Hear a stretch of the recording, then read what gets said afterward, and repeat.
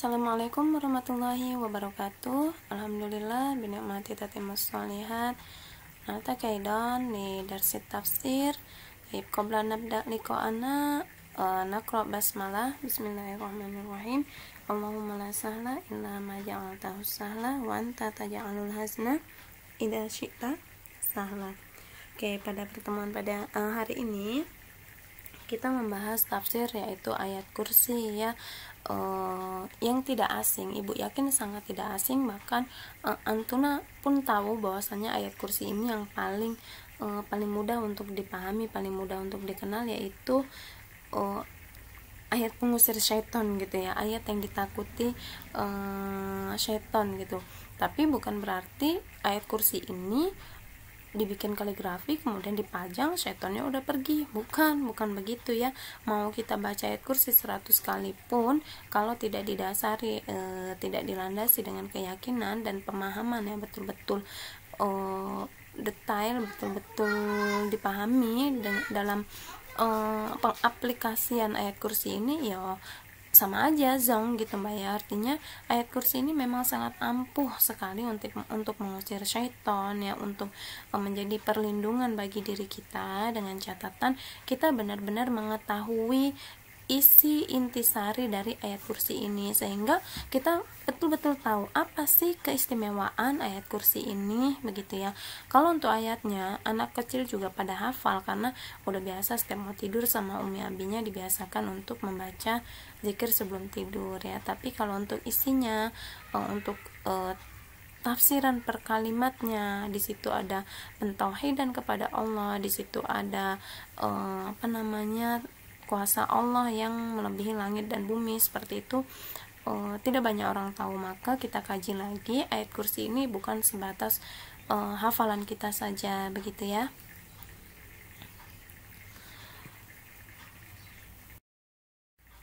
Oke, keagungan ayat kursi sebelumnya kita baca dulu ya. Kalau udah paham artinya, pasti dibaca pun nggak lihat Al-Quran pasti paham ya. Ini ibu berharap nggak cuma sebatas hafalan Antuna loh ya, tapi benar-benar memahami makna Allah gitu ya. Allah itu kalimat yang nama ya, yang hanya disandingkan milik Allah saja ya. Bahkan di dalam bahasa Arab itu nggak ada apakah dia dari fi'il, isim atau huruf, nggak ada. Ini adalah milik Allah semata, Allah ini ya. Kemudian bahwasanya la ilaha illa wal hayyul qayyum, tidak ada ilah ya kecuali dia maha menghidupkan dan mematikan, seperti itu. La ta'khudhu sinatu wala naum. Nah, ini memiliki apa sih makna kandungan dari la ta'khudhu sinatu wala naum ini, seperti itu. Kemudian dia memiliki lahu ma fis samawati wa ma fil ard, dia memiliki apa yang sebesar seluas langit dan bumi ya, bahkan lebih luas lagi apa yang dimiliki Allah itu kan.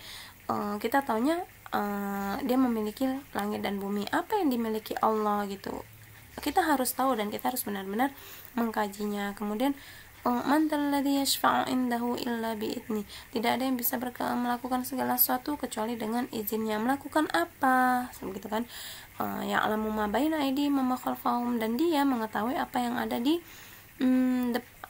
sekelilingnya lah ya, mau depan mau belakang mau sekelilingnya, seluruh alam ini dia maha tahu tentang apa dan bagaimana. Terus wala yuhituna bisyai'in illa wala yuhituna bisyai'in min ilmihi illa bima syaa, dan tidak ada yang bisa mencakup segala sesuatu itu kecuali dengan kehendaknya. Nah, nanti ada pembahasannya juga secara luas. Kemudian wasi'a kursiyyus samawati wal ard, kekuasaannya melebihi langit dan bumi ya, luasnya itu seluas langit dan bumi, yang kita tidak tahu mana batas akhirnya, mana awalnya, seperti itu ya.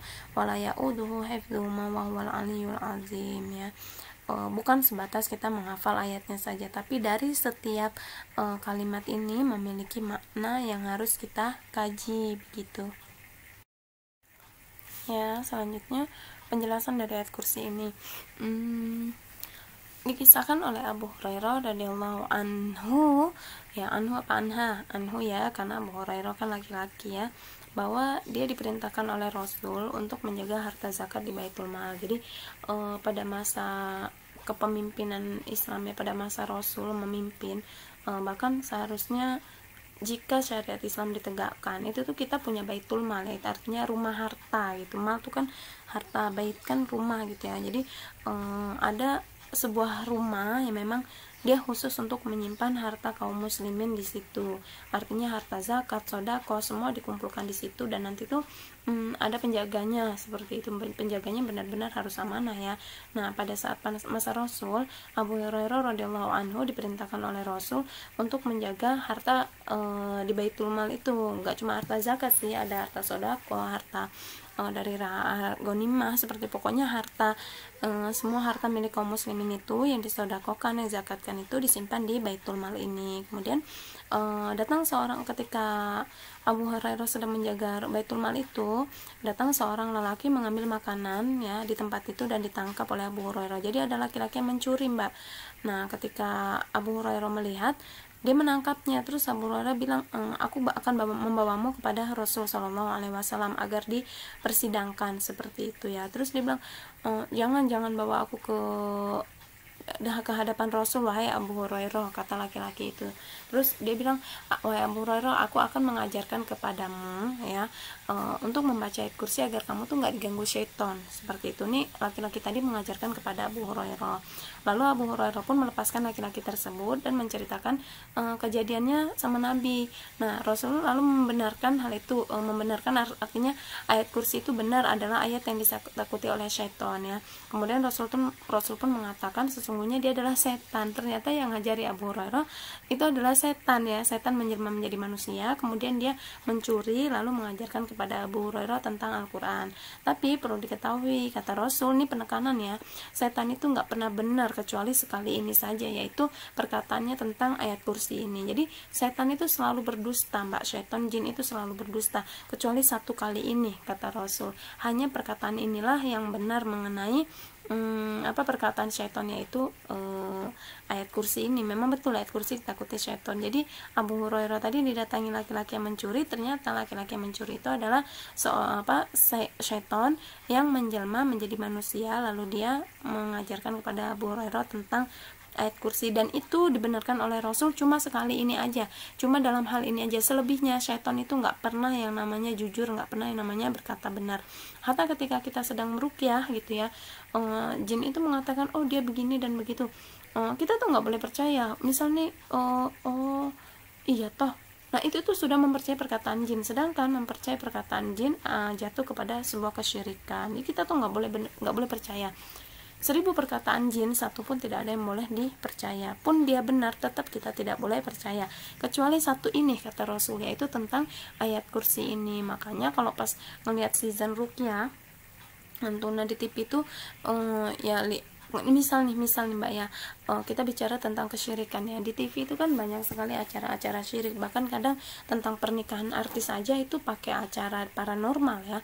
Dan jika di antara umat muslim ya, orang beriman, dia mendengarkan saja itu nggak boleh, itu bisa merusak akidahnya. Maka jika kalian mendengar tentang gosip-gosip yang ada di situ paranormal, katanya begini dan begini, matikan. Kalau langsung masih didengarkan aja, nah itu akidahnya sedang dalam keadaan rusak, fasid, seperti itu. Hati-hati ya, jangankan mendatangi mempercayai, jangankan mendatangi atau mempercayai dukun, mendengarkan saja meskipun kita nggak percaya itu tidak diperbolehkan. Ada keadaan yang ketika kita mendatangi dukun itu dapat pahala. Apa itu? Ada yang bisa ngasih tahu? Loh Bu, katanya datangin dukun aja nggak sah sholatnya, masa ini dapat pahala? Iya, kalau dia datangin dukun terus dia memberantas kemusyrikannya, mengajak dukun tersebut untuk bertobat kepada Allah, terus kalau dia nggak mau bertobat maka menghukum dukun tersebut. Itu kalau berani ya, monggo silahkan, seperti itu. Kandungan ayat kursi ini sebetulnya tuh harus ada tulisannya ya, tapi Antuna udah nyiapin bolpen pen buku ya. Nah, kandungan ayat yang pertama ya, Allahu la ilaha illa wal hayyul qayyum ya.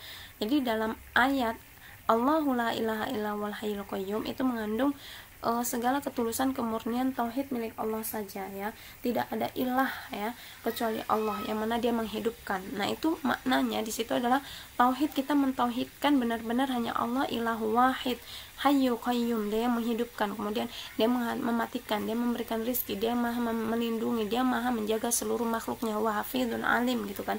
Nah jadi dari lafaz Allahu la ilaha illa huwal hayyul qayyum ini mengandung makna bahwasanya ketulusan kemurnian tauhid hanya kepada Allah saja, milik Allah saja, seperti itu ya.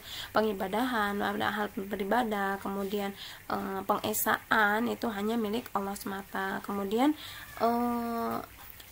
mengajarkan pada kita untuk selalu merasa diawasi, yaitu pada lafaz la ta'khudhuhu sinatu wala naum.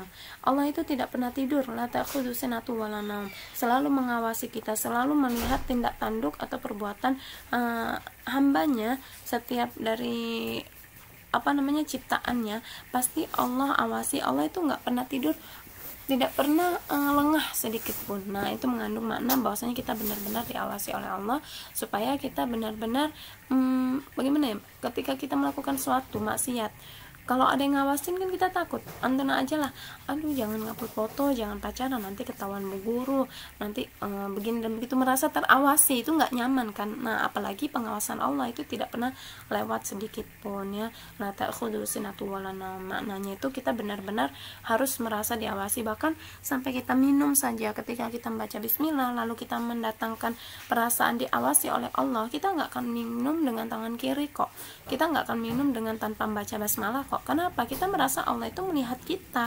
Nah ini udah tindak masuk ke dalam tahap ihsannya seseorang ya. Anta'budallah kannaka tarahu fa illam takun tarahu fa innahu yaraka. Ya seperti itu. Engkau menyembah Allah, beribadah kepada Allah seakan-akan engkau melihat Allah, padahal engkau tidak melihat Allah. Tapi engkau yakin, tapi kita tuh yakin benar-benar bahwasanya kita itu melihat Allah begitu ya.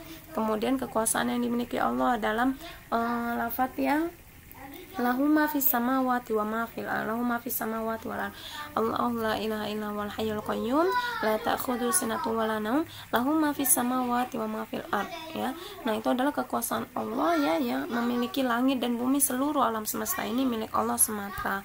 Kemudian bantuan dan pertolongan itu hanya milik Allah ya. Mandalladzi yashfa'u indahu illa bi'idni. Setiap kita memohon pertolongan hanya mohonlah kepada Allah.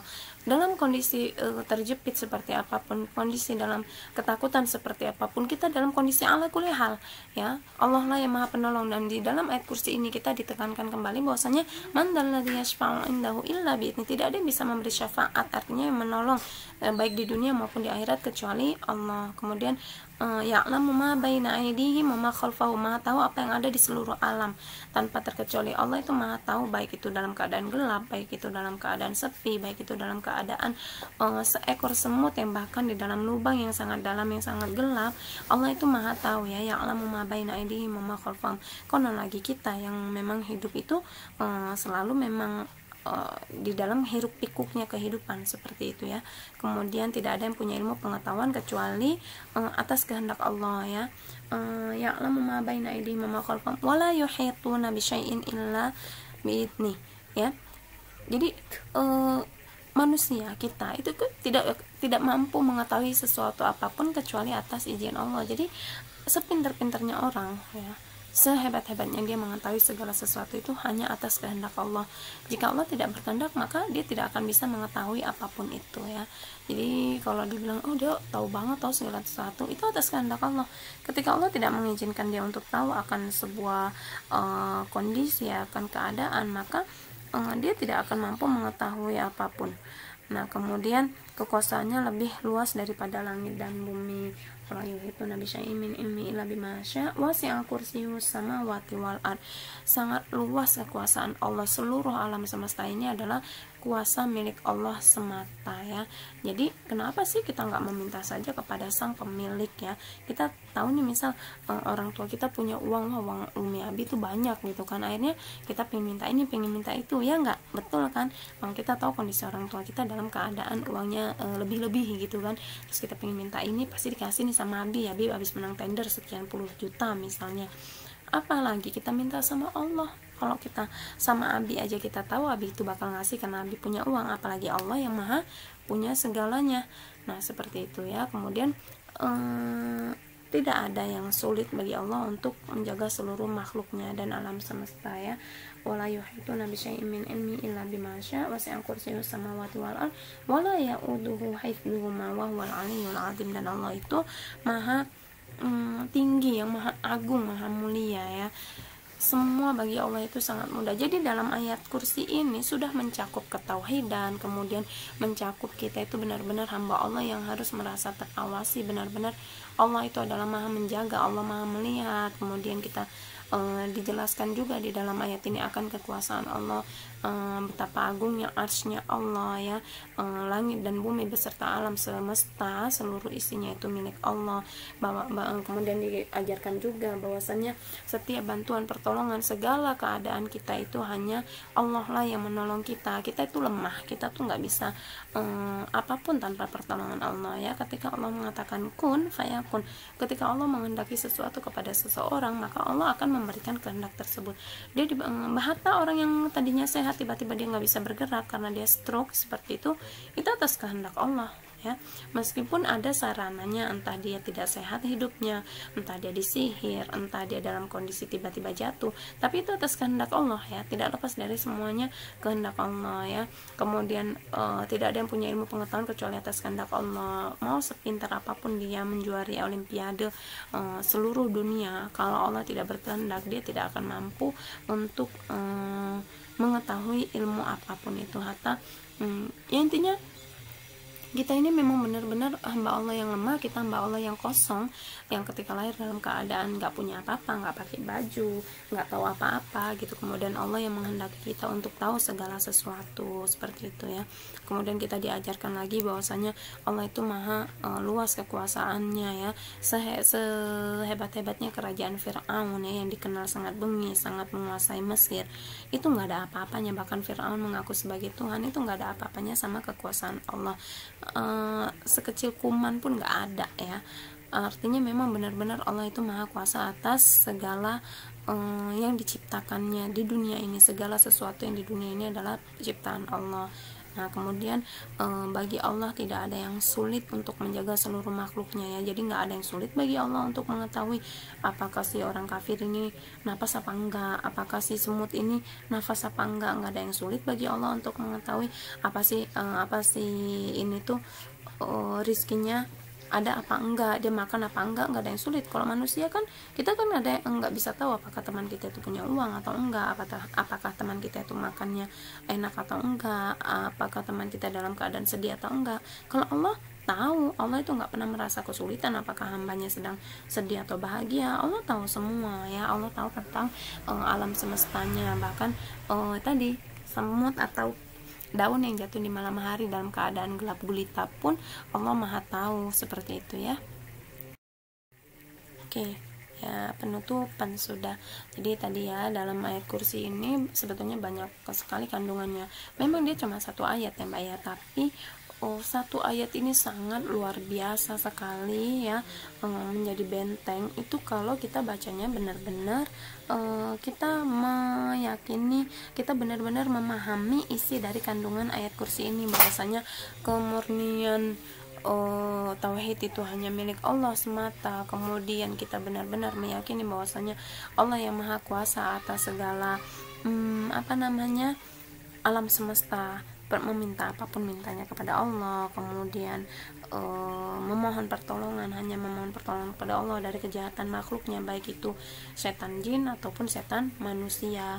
Kemudian apalagi Mbak, memohon bantuan pertolongannya kepada Allah. Kekuasaan itu milik Allah. Jika kita dalam keadaan benar-benar terjepit, dalam keadaan benar-benar kita dalam keadaan hina seperti itu, kita benar-benar yakin bahwasanya memohon pertolongan hanya kepada Allah saja, Allah pasti akan kabulkan. Karena apa? Allah itu sudah berjanji bahwasanya ketika hambaku meminta kepadaku, aku pasti akan memberi. Ketika hambaku berdoa, pasti aku akan menijabah setiap doanya. Tapi tadi harus benar-benar dengan keadaan dia tulus, kemudian dia benar-benar yakin, tidak ada keraguan, mungkin nggak ya, nggak begitu. ada keraguan sedikit saja, maka yang terjadi adalah gugur.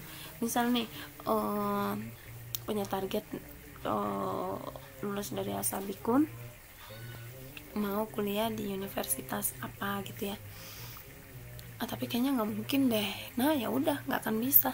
Kenapa? Karena jangankan orang lain yang percaya sama diri kita, kita aja nggak percaya sama diri kita, bahkan kita nggak percaya atas kehendak Allah. Kalau kita udah berusaha Bu, tapi ternyata gagal, nah itu lain cerita.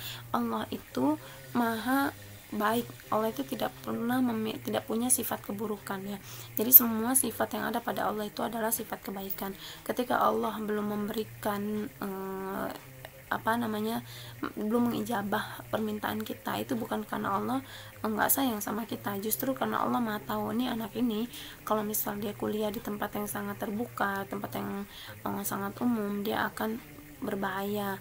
Nah dia akan bisa jauh dariku gitu ya. Allah itu memilihkan yang terbaik untuk hambanya ya. Tapi pada umumnya kebanyakan makhluk Allah yang bernama manusia merasa kalau sesuatu yang diminta itu belum tercapai, dia merasa kenapa sih nggak dikasih, seperti itu, merasa Allah itu nggak sayang. Tapi bukan anak ibu, insya Allah nggak ada ya yang di sini begitu. Biasanya yang begitu tuh orang awam. Jadi ibu tuh punya temen gitu, nggak orang awam banget lah, dia awam banget lah tentang agama gitu. Kalau dikasih kesenangan dia tuh pasti update tuh di Facebook gitu kan. Tapi nanti ketika sakitnya kumat, dia tuh orang kaya banget, kayak masih gadis lagi, dosen S2 gitu kan. Jadi, tapi ketika dia diuji dengan sakitnya, dia akan mengeluh di Facebook tuh, mengeluh, Tuhan kenapa engkau begitu tega padaku, kenapa engkau memberikan sakit ini kepadaku, seperti itu ya. Dan ibu yakin anak-anak ibu tidak melakukan hal itu karena kalian semua sudah dibekali ilmu agama, kalian sudah dibekali tauhid yang benar, bagaimana ketika mendapat ujian harus bersabar, kemudian bagaimana ketika diberi kenikmatan bersyukur ya. Jadi kita memang dekat sama Allah bukan saat kita bersenang-senang saja, tapi ketika kita diuji, kita benar semakin dekat kepada Allah. Ketika kita bahagia, kita bersyukur kepada Allah ya. Oke, kita akhiri pertemuan pada hari ini. Naktatim bi qiraatil hamdalah wa kafaratul majlis. Alhamdulillahirabbil alamin. Subhanakallahumma wa bihamdika asyhadu an la ilaha illa anta astaghfiruka wa atubu ilaik. Assalamualaikum warahmatullahi wabarakatuh.